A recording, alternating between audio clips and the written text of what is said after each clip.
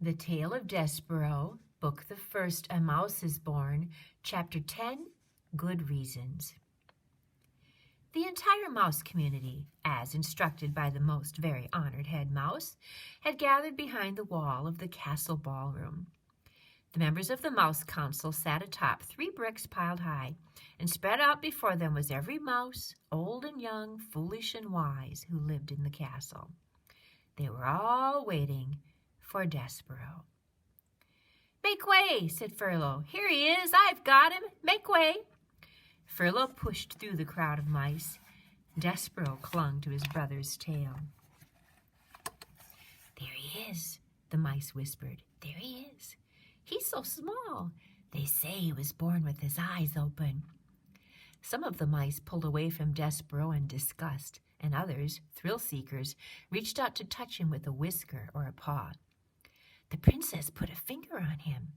They say he sat at the foot of the king. "It is simply not done," came the distinctive voice of Despereaux's Aunt Florence. "Make way," shouted Furlough. "I have him right here. I have Despereaux Tilling, who's been called to sit with the Mouse Council." He led Despereaux to the front of the room. "Honored members of the Mouse Council," shouted Furlough, "I have brought you Despereaux Tilling, as you requested, to sit with you." He looked over his shoulder at Despereaux. "Let go of me," Furlough said. Despereaux dropped Furlough's tail. He looked up at the members of the Mouse Council. His father met his gaze, and then shook his head and looked away.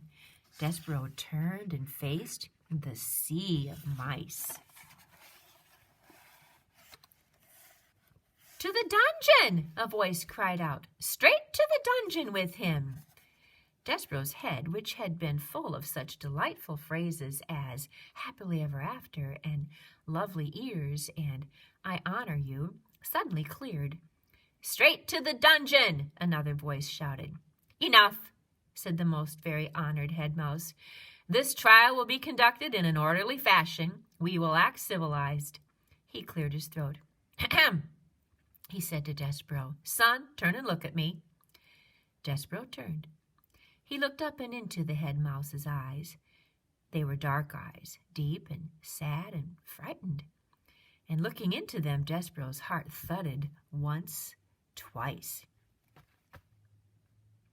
"Despereaux Tilling," said the head mouse. "Yes, sir," said Despereaux. "We, the 14 members of the Mouse Council, have discussed your behavior. First, we will give you a chance to defend yourself against these rumors of your egregious acts. Did you or did you not sit at the foot of the human king?" "I did," said Despereaux, "but I was listening to the music, sir. I was there to hear the song that the king was singing." "To hear the what?" "The song, sir. He was singing a song about the deep purple falling over sleepy garden walls." The head mouse shook his head. "Whatever you are talking about is beside the point. The question is this and only this. Did you sit at the foot of the human king?" "I did, sir." The community of mice shifted their tails and paws and whiskers. They waited. "And did you allow the girl human, the princess, to touch you?" "Her name is Pete." "Never mind her name.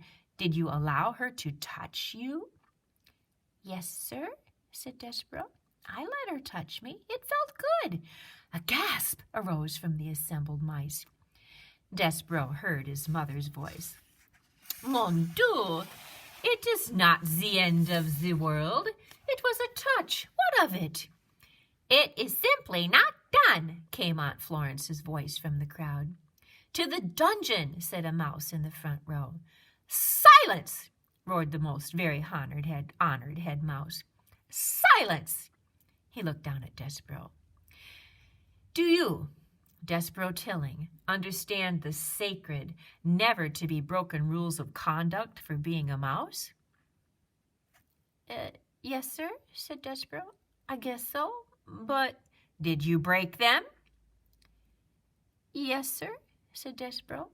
He raised his voice. "But I broke the rules for good reasons. Because of music? and because of love. Love, said the head mouse. Oh, cripes, said Furlough. Here we go. I love her, sir, said Despereaux. We are not here to talk about love. This trial is not about love. This trial is about you being a mouse, shouted the most very honored head mouse from high atop the bricks, and not acting like one. Yes, sir, said Despereaux. I know.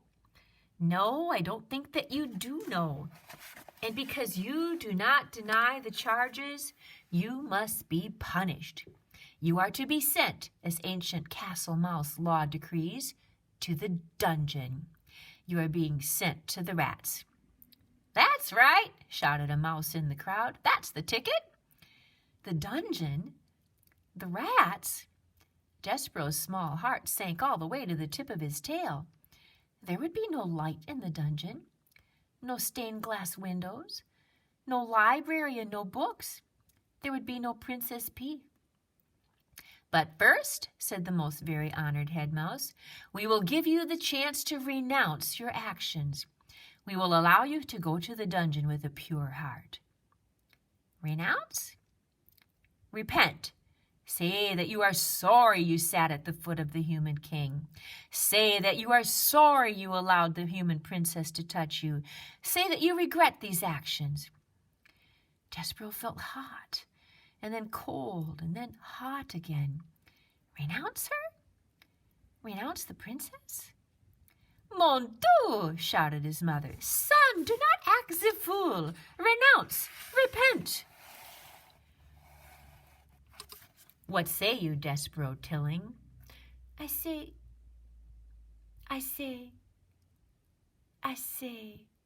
no, whispered Despereaux.